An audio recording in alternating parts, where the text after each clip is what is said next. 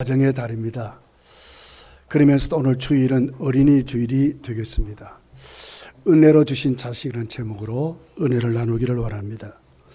오늘 본문에 기록된 창세기 33장은 1절서 5절까지 내용이 두 형제가 만나는 장면으로 기록이 됐습니다. 20년 동안 원수로 지냈죠. 그들이 만나는 거예요. 그리고 이제 6절부터 쭉 이제 마지막 절까지가 그들이 화해하는 내용이 구체적으로 기록이 되어 있습니다.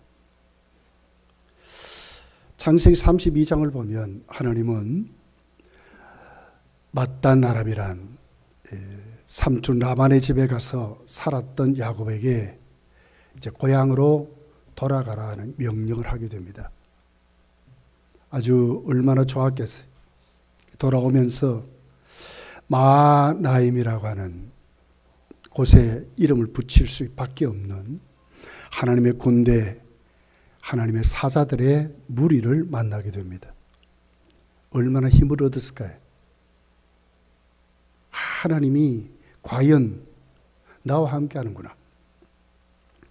돌아가라고만 하지 않고 하늘 군대를 보내서 그들을 만나게 하시는, 너희 배우가 하나님 군대가 함께한다 하는 얼마나 좋은지, 그곳을 이름을 마하나임이라 이렇게 불렀어요. 그렇지만 한쪽에 늘 그를 사로잡고 있는 게 있습니다. 그건 바로 형님과의 문제였습니다.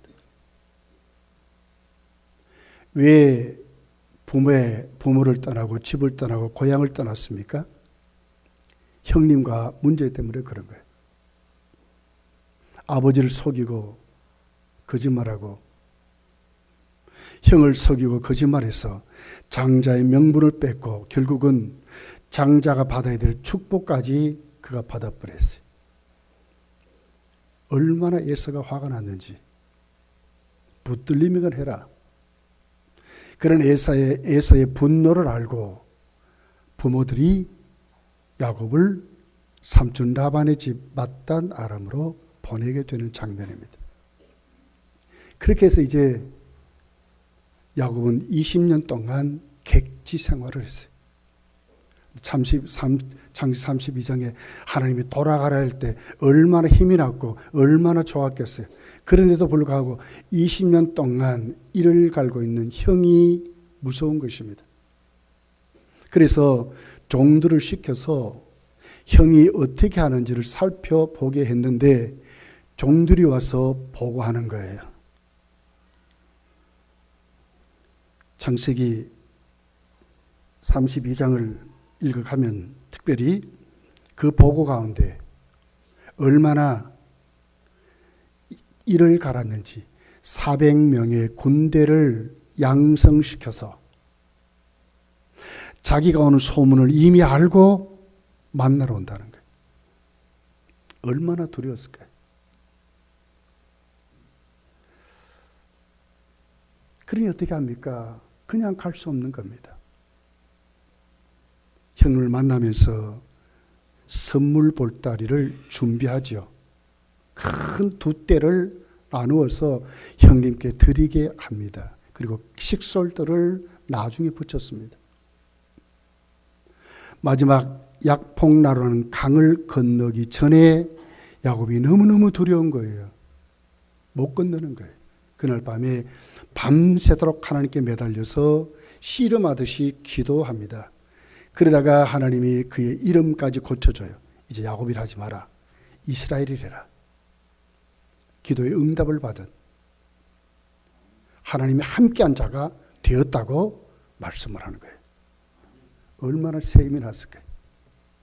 그리고 이제 그 발걸음을 옮겨서 돌아오면서 오늘 33장 1절부터 두 형제가 만나는 화해의 장면이 기록된 거예요. 원수 맺은 가정입니다. 깨어진 가정입니다. 그런데 돌아오고 계신 하나님 앞에 그 가정이 회복되고 형제가 회복되고 화해하는 것으로 기록됐다는 거예요. 이 가정의 달에 우리의 모든 가정들이 이렇게 회복되기를 예수님 축복합니다. 그러면서 오늘 3절 10절에 그 야곱 동생이 형님을 만나라고 하는 태도가 기록되어 있어요. 자기는 그들 앞에서 나아가되 몸을 7번 땅에 굽히며 그 형 에서에게 가까이 가리. 내가 형님의 얼굴을 배운 즉 하나님의 얼굴을 본 것 같사오며 형님도 나를 기뻐하심이니이다. 몸을 7번이나 굽히면서 형을 가면서 뭐라 합니까? 형님을 보는 것이 내가 하나님을 보는 것 같습니다. 이러는 거예요. 그런데 이것은 아첨이 아니에요. 진짜로 형을 그렇게 대하는 것입니다. 왜? 20년 동안 왜 형이 그 분노가 차서 동생을 잡아서 죽이려고 했습니까? 자기 때문에 그렇거든요. 이것을 아는 야곱인 거예요. 야곱은 이제 변했습니다. 하나님의 은혜를 아는 자 됐습니다.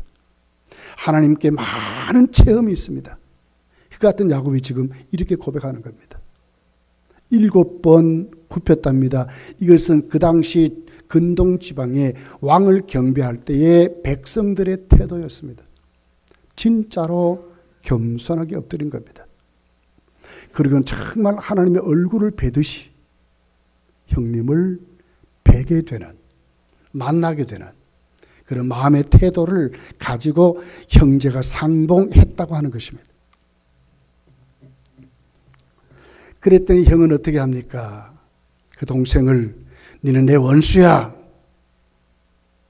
잡아 죽여도 시원치 않아. 이런 것이 아니라 진짜로 피를 나는 형제로 대하게 되는 장면으로 20년의 모든 한이 다 풀어지는 모습으로 기록되어 있습니다. 4절 9절이죠. 에서가 달려와서 그를 맞이하고 안고 목을 얻그 맞추어 그와 입 맞추고 서로 우니라.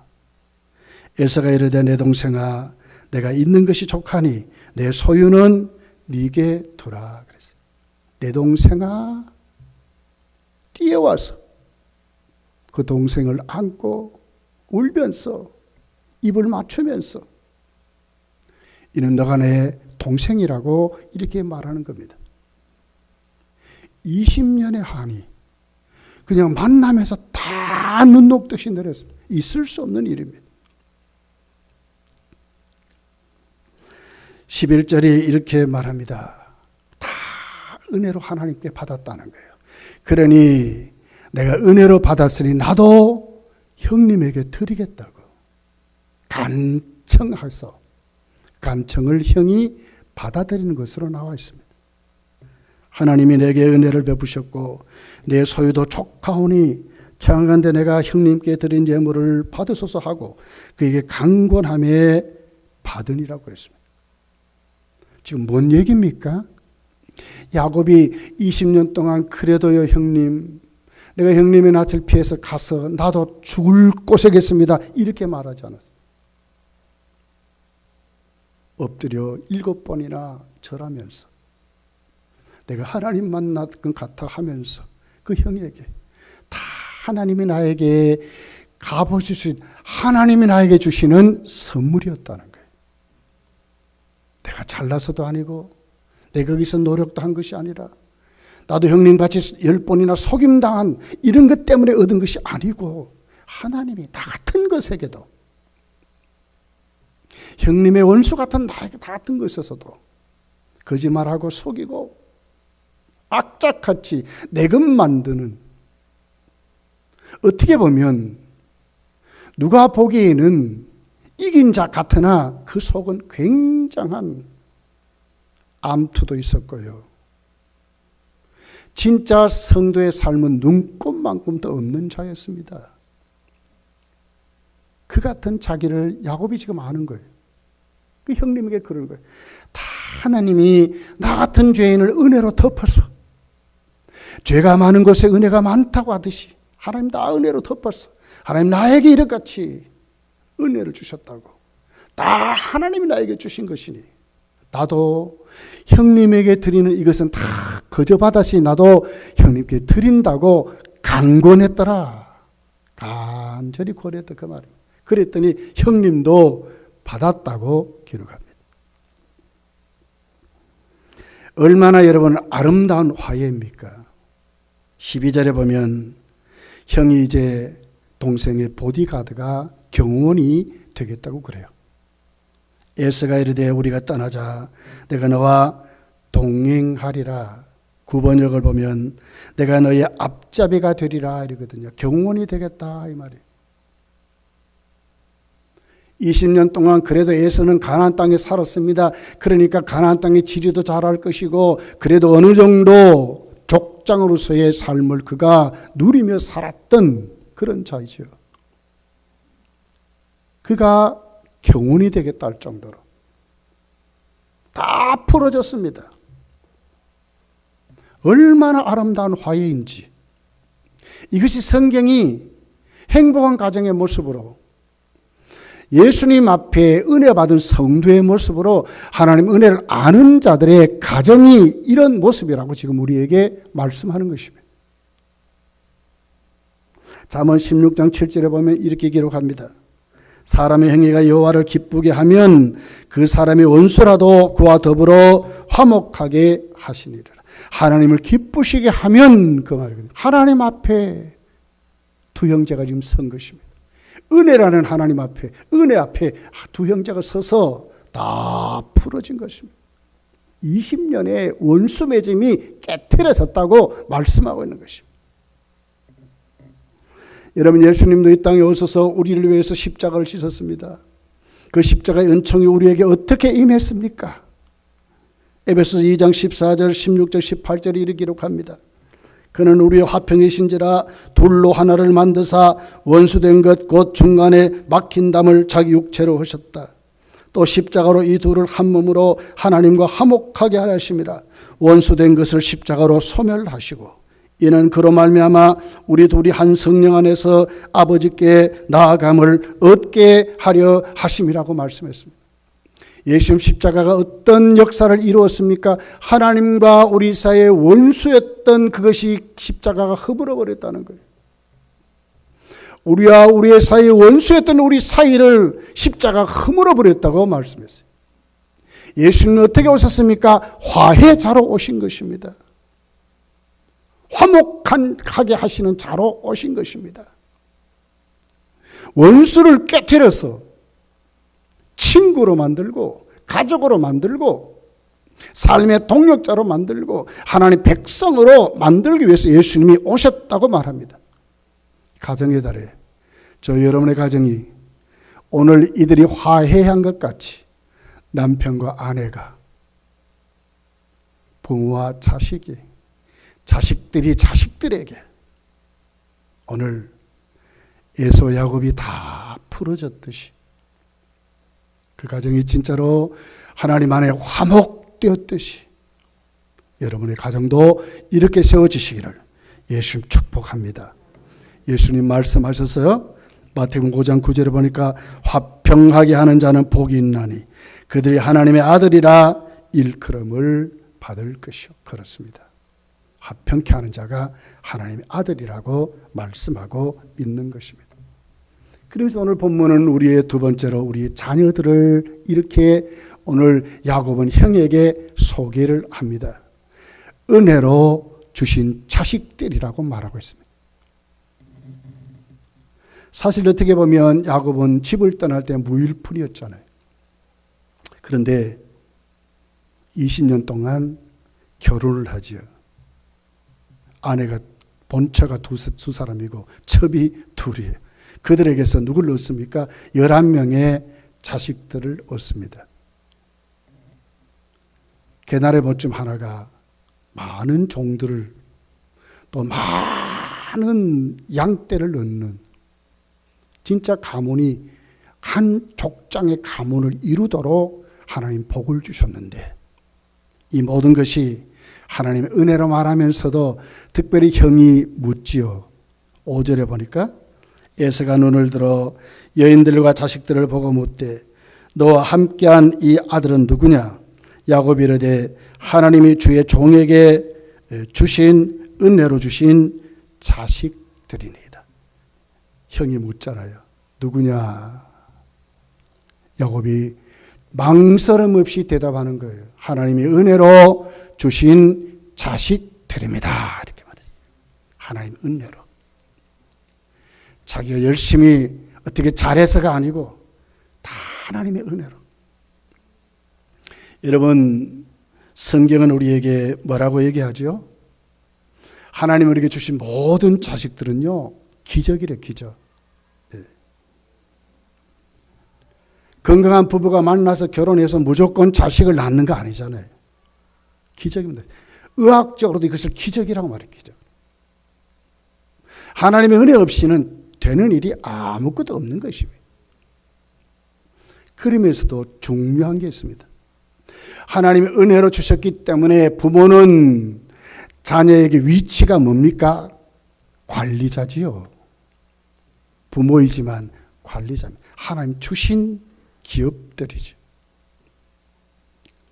그러면서 관리자로 자녀들과 관계 속에 가장 중요한 키가 뭡니까? 부모의 영향력들입니다. 어릴 때부터. 그 부모의 영향이 얼마나 자녀에게 가장 그 자녀가 성장하는데 인격을 좌우한다는 거예요. 1994년 9월 21일 지존파 7명의 살인자들이 검찰에 검거됐습니다.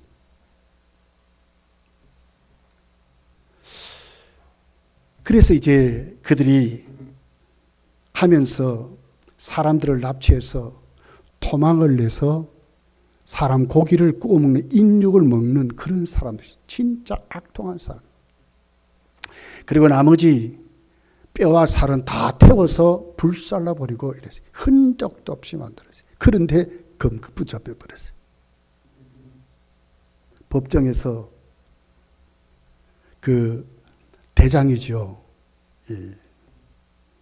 두목 김기환이라고 하는 사람입니다. 그에게 사형 판결이 났어요.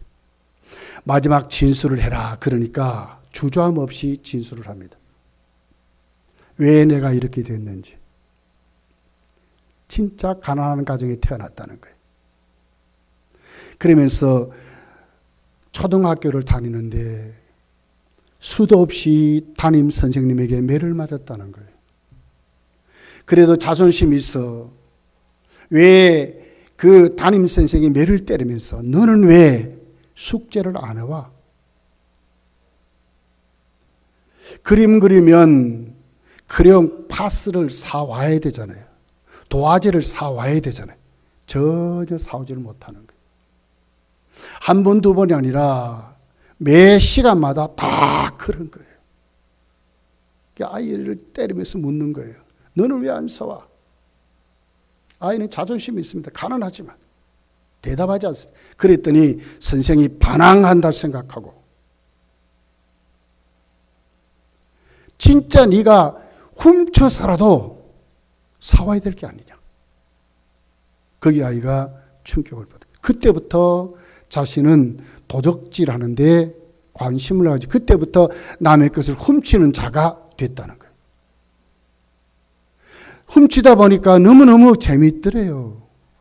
즐기게 되더래요. 나중에 사형대에 갔습니다. 사형하면서 마지막 할 말이 없느냐. 그랬더니 얘기하는 거예요. 나 같은 자가 다시는 생기지 않았으면 좋겠다고. 내가 왜 이렇게 됐느냐. 그 선생님의 그 말 한마디 훔쳐서라도 사와야 되지 않고 가져와야 될 게 안 돼요. 여기에 내 인생의 운명이 바뀌었다고 그러면서 마지막을 마쳤다고 하는 내용이었습니다. 선생님의 그 말 한마디가 이 아이의 일생을 바꿔버린 겁니다. 피도 눈물도 없는 살인자로 만들어버린 것입니다. 여러분, 독일의 어느 초등학교에 백발이 성성한 교장 선생님이 아이들이 오면 교문에 서서 인사를 합니다. 어서 오십시오. 어서 오십시오. 보도 못한 선생님들이 그러는 거예요. 선생님, 우리의 권위가 어떻게 되겠습니까? 교장 선생님이 저렇게 날마다 아이들을 영접하면서 절하는데 아이들이 얼마나 우리를 우습게 보겠습니까? 이렇게 말하니. 그랬더니 선생님이 그러는 거예요. 아니야. 나는 진짜로 우리 아이들을 존경해. 왜? 우리 아이들은 앞으로 여기에 대통령도 나올 것이고 목사님도 나올 것이고 의사도 나올 것이고 법정에서는 변호사도 나올 것이다. 법관도 나올 것이다. 그러니 나는 어린아이들 진짜로 존경한다고 그렇게 절한다고 했어요. 아니나 다를까 그의 제달송에 종교개혁을 일으킨 마르틴 루터가 나왔다고 하는 것입니다. 부모의 영향력이 이렇게 중요한 거예요. 어른들의 영향력이 우리 아이들에게 이렇게 중요하다고 말하는 것입니다. 야곱을 보십시오. 다 하나님이 나에게 주신 은혜의 선물이라. 자식도 하나님 주신 것이라고, 하나님의 것이라고 당당히 하나님이 세운 자라고 그렇게 말하는 거예요. 여러분 야곱의 일생을 보십시오. 나중에 야곱이 자기의 일생을 마칠 때에 자기 아들들을 축복하잖아요. 그 아들들은 그것을 듣고 자랐고 그것을 듣고 일생을 그들은 그렇게 살았던 것입니다. 얼마나 우리의 부모의 말 한마디, 우리의 부모의 그 본이 되는 삶이 얼마나 아이들에게 중요한가를 우리에게 오늘 또 말씀을 하고 있는 것입니다. 여러분 야곱을 보십시오. 정말 야곱은 자신에게 주신 그 아들들이 하나님 주신 은혜인 것을 충분히 체험했고 그렇게 했습니다. 20년 동안 두 아내가 있지요. 먼저는 첫 번째 부인이 레아입니다. 그러나 야곱은 레아보다도 그 동생인 라헬을 더 사랑했습니다. 그런데 그 사랑하는 라헬이 자식을 못 낳는 거예요. 그런데 언니는 이미 그때 4명이나 자식들을 낳았어요. 그랬더니 어떻게 합니까? 이 동생이 시기가 난 거예요. 그리고는 남편을 괴롭힙니다. 그리고 죽겠다고까지 합니다. 창세기 30장 1절입니다. 라헬이 자기가 야곱에게서 아들을 낳지 못함을 보고 그의 언니를 시기하여 야곱에게 이르되 내게 자식을 낳게 하라. 그렇지 아니하면 내가 죽겠노라. 여러분 그러면 어떻게 해야 됩니까? 어떤 방법을 쓰든지 자식을 낳게 해야 됩니다. 왜? 그렇게 사랑하는 자기 아내가 죽으려고 하는데. 그런데 야곱이 그 얘기를 듣고 화를 내는 거예요. 2절입니다. 30장 2절에. 야곱이 라헬에게 성을 내어 이르되 그대를 임신하지 못하게 하신 이는 하나님이시니 내가 하나님을 대신하겠느냐. 임신하지 못하게 하는 분은 누구라고요? 하나님인데 내가 이 일을 어떻게 내가 대신하겠느냐 하는 거예요. 라헬은 하나님이 태의 문을 막아버린 것입니다. 그러다가 나중에 요셉과 이런 베냐민을 주잖아요. 이 모든 건 누가 하나님이 태의 문을 열어서 하나님이 주셨다고 하는 것입니다. 야곱은 생생하게 이 은혜를 체험한 것입니다. 아하, 자식은 하나님이 주시는 것이구나. 다 하나님이 내게 맡긴 하나님의 기업이구나 하는 것을 생생하게 야곱은 알고 오늘 그 안에서 형님을 대했고 형님에게 가져간 것이 하나님의 은혜라고 지금 말하는 것입니다. 다 하나님의 은혜입니다. 가정에 따라 여러분의 가정이 정말 화해하는 가정들로 남편 아내 사이에 맺혀진 게 있다면 이제는 다 하나님의 은혜 앞에 내려놓고 풀을 가시기를 열심히 축복합니다. 자식과 사이도 똑같은 것입니다. 다 풀고 가셔야 됩니다. 화해하고 가셔야 됩니다. 자녀들 사이도 다 똑같은 것입니다. 다 풀고 화해하는 것이 얼마나 행복한 가정인가를 오늘 우리에게 말씀하고 있습니다. 왜? 우리는 다 하나님의 은혜로 구원받았고 은혜로 살고 은혜로 천국 가기 때문에 그렇습니다.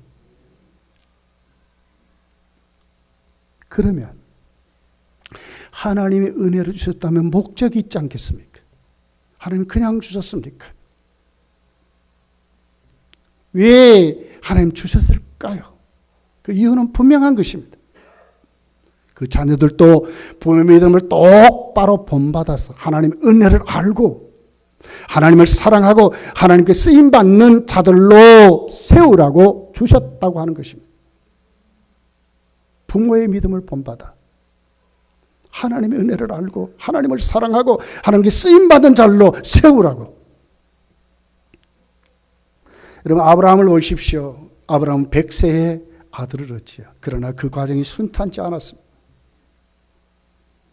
창세기 18장 11절부터 읽어보면 하나님의 사자가, 구약이 예수님이죠. 여호와의 사자라 그랬어요. 소돔 고모라를 심판하러 가다가 아브라함의 가정이 들리잖아요.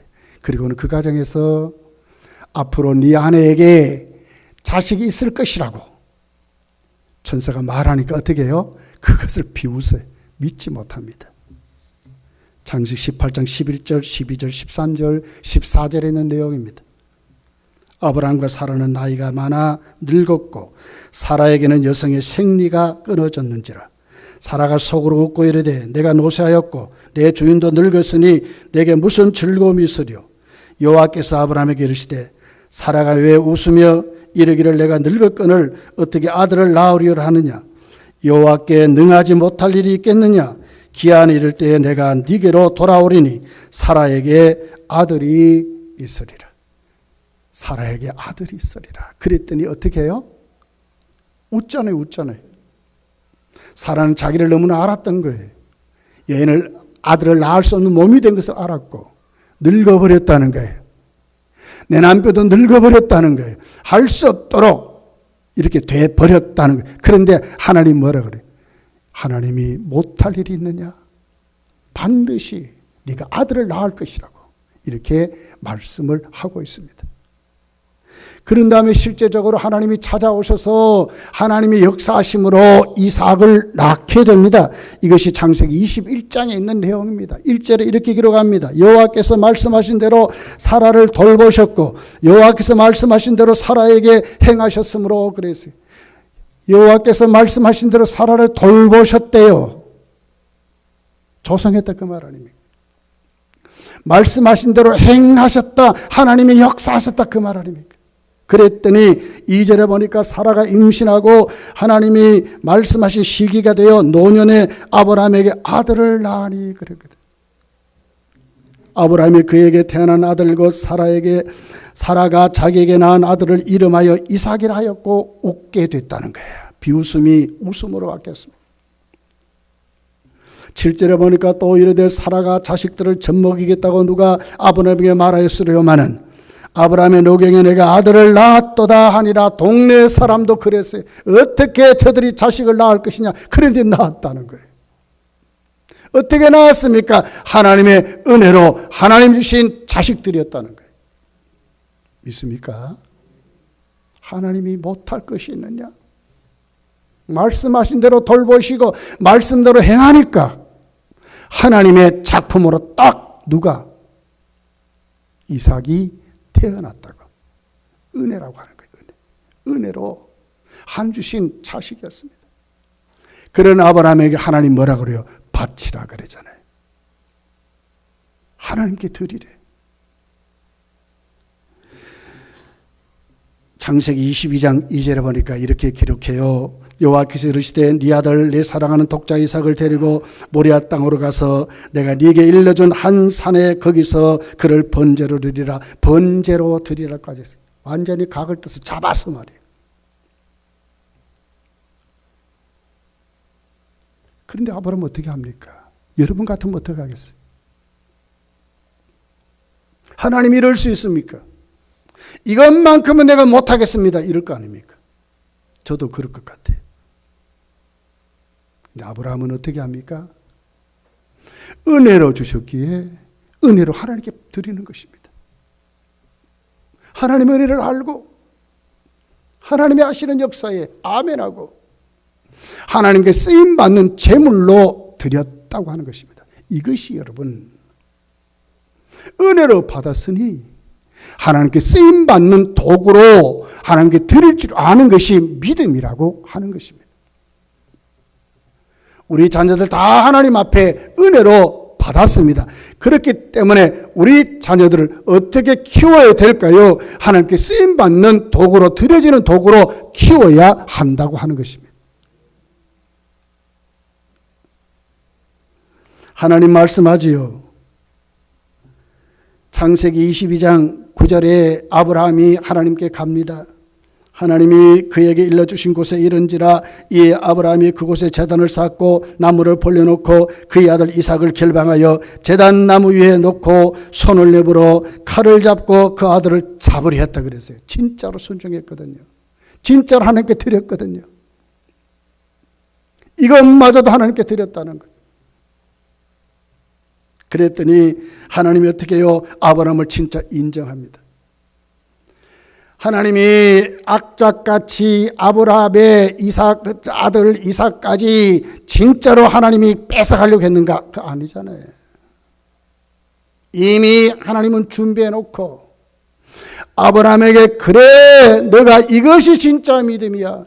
이것이 진짜 하나님께 바르게 세운 가정이야. 이것이 진짜 하나님을 사랑하는 자의 모습이라고 가르쳐주는, 그리고 하나님께 다시 인정받도록 하시는 하나님의 멋있는 작품이었다는 거예요. 이 가정에 달해 저 여러분의 가정이 이렇게 세워지시기를 예수님 축복합니다. 22장 16절에 하나님이 이렇게 말씀하지요. 이르시되 여호와께서 이르시기를 내가 나를 가리켜 맹세하노니 네가 이같이 행하여 네 아들 독자도 아끼지 아니하였은즉 내가 네게 큰 복을 주고 네 씨가 크게 번성하여 하늘의 별과 같고 바다의 모래같이 되게 하리니 네 씨가 그 대적의 성문을 차지하리라. 또 네 씨가 말미암아 천하 만민이 복을 받으리니 이는 네가 나의 말을 준행하였음이라 하셨다. 이는 나의 말을 준행하였사 하셨음이라. 하나님이 아브라함을 인정하시고 복을 주셨는데 그냥 복이 아니에요. 적당한 복이 아니에요. 생명을 구원하는 예수님까지 그 가문에 보내신 복을 받았어요. 그 자손들이 얼마나 번성하고 땅을 기업으로 받을 수 있도록 충분히 주의 성도의 삶을 살아가는데 물질의 복도 주시고 환경의 복도 주시고 비전의 복도 주시고 그들을 통해 만민이 복을 받도록 하나님이 아브라함의 가문에 예수님까지 보내주셨다고 이렇게 말씀하는 거예요. 큰 복을 받았습니다. 여러분 그렇습니다. 그러려면 우리 부모님이 먼저 진짜로 믿음의 본이 되어야 합니다. 하나님 은혜를 알아야 합니다.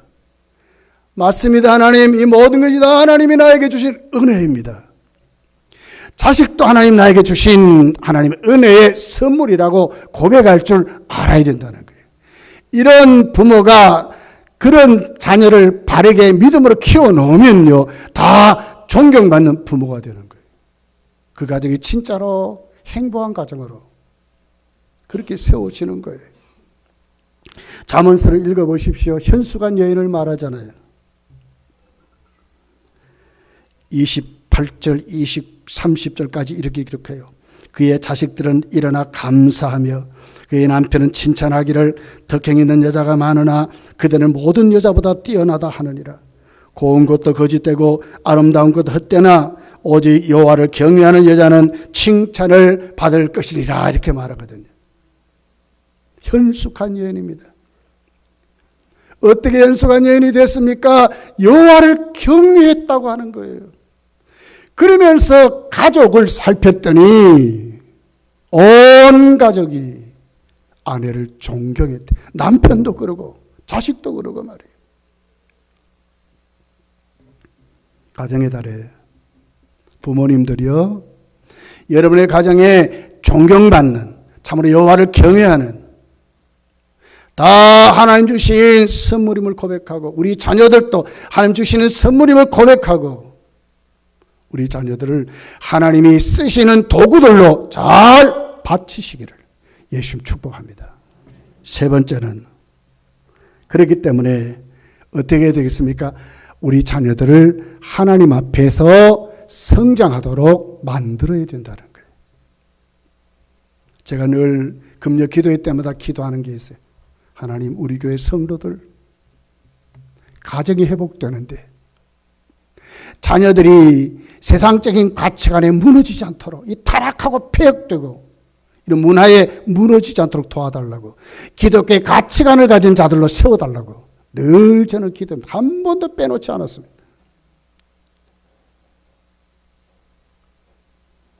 잠언 22장 6절을 보십시오. 마땅히 행할 길을 아이에게 가르치라. 그리하면 늙어도 그것을 떠나지 아니하리라. 마땅히 아이에게 행할 길을 하나님 말씀을 가르치라. 그 말 아닙니까? 예수님도 어떻게 성장했습니까? 하나님 앞에 성장했습니다. 누가복음 2장 40절에 보면 아기가 자라매 강화해지고 지혜가 충만하여 하나님의 은혜가 그 위에 있더라고 그랬습니다. 하나님의 은혜가 그 위에 있었다고 예수님도 그렇게 성장했다고 말하는 겁니다. 하나님 앞에서. 누가복음 2장 52절에 보니까 이렇게 기록합니다. 예수는 지혜와 키가 자라가며 하나님과 사람에게 더욱 사랑스러워 가시더라. 그렇게 기록했어요. 하나님과 사람 앞에. 하나님 앞에 사랑받고 성장하는 주님의 모습을 이렇게 말해요. 지혜가 자라고 키가 자랄 때 그냥 성장한 것이 아니라 하나님 앞에서 성장했다는 거예요. 여러분의 자녀들이 하나님 앞에 돌아오도록 해야 합니다.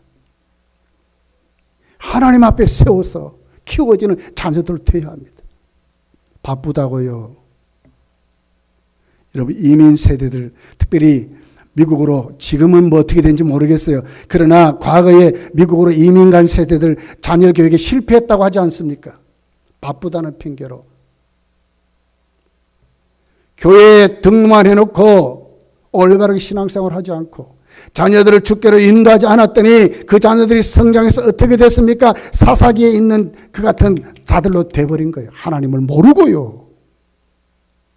하나님 능력을 부인하는 다른 세대가 돼버린 거예요. 자녀에게 실패했다고 그러잖아요. 성도의 가정이 성공하려면 자식들을 하나님 앞에 키워지도록 만들어야 된다는 거예요. 신명기 6장에 쇠마 교육, 이스라엘아 들으라 쇠마 교육이 있잖아요. 뭘 들어야 합니까 여러분? 6장 4절부터 9절까지 이렇게 기록해요. 이스라엘아 들으라. 우리 하나님 여호와는 오직 유일한 여호와시네. 너는 마음을 다하고 뜻을 다하고 힘을 다하여 내 하나님 여호와를 사랑하라. 오늘 내가 너에게 명하는 이 말씀을 너희 마음에 새기고 내 자녀에게 부지런히 가르치며 집에 앉았을 때이든지 길에 갈 때이든지 누워있을 때이든지 일어날 때이든지 이 말씀을 강론할 것이며 너는 또 그것을 네 손목에 매어 기호를 삼으며 네 미간에 붙여 표를 삼고 또 네 집 문설주 바깥에 문에 기록하라고 말씀하는 거예요. 가정을 하나님 말씀 앞에 그 가정이 운영되도록 자녀들을 부지런히 이렇게 가르쳐요. 그렇게 하면 하나님 반드시 복을 주겠다고 말씀했어요. 10절부터 이렇게 기록합니다. 내 하나님 여호와께서 내 조상 아브라함과 이삭과 야곱을 향하여 네게 주리라 맹세하신 땅으로 너를 들어가게 하시고 네가 건축하지 아니한 크고 아름다운 성읍을 얻게 하시며 네가 채우지 아니한 아름다운 물건이 가득한 집을 얻게 하시며 네가 파지 아니한 우물을 차지하게 하시며 네가 심지 아니한 포도원과 감람나무를 차지하게 하사 네게 배불리 먹게 하실 때에 너는 조심하여 너를 애굽 땅 종되었던 집에서 인도해 내신 여호와를 잊지 말라 그랬단 말이에요. 하나님 앞에 키워야 합니다. 부지런히 키워야 합니다. 무엇으로? 하나님 말씀으로. 하나님 앞에 키워야 합니다. 그들에게 보여줘야 합니다. 내 마음을 다하고 뜻을 다하고 성품을 다해서 주 너희 하나님을 사랑하는 그 같은 믿음을 그들에게 보여주는 것입니다. 그럴 때에 가문이 복을 받습니다. 자녀들이 복을 받습니다. 반드시 복을 준다 그랬지 않습니까? 이 같은 걸 잊어먹지 말래요. 내 하나님 여호와를 경외하며 그를 섬기며 그의 이름으로 맹세할 것이니라 이렇게 기록하잖아요. 여러분, 이 가정의 달에 우리 다 이 자리로 돌아갔으면 좋겠습니다.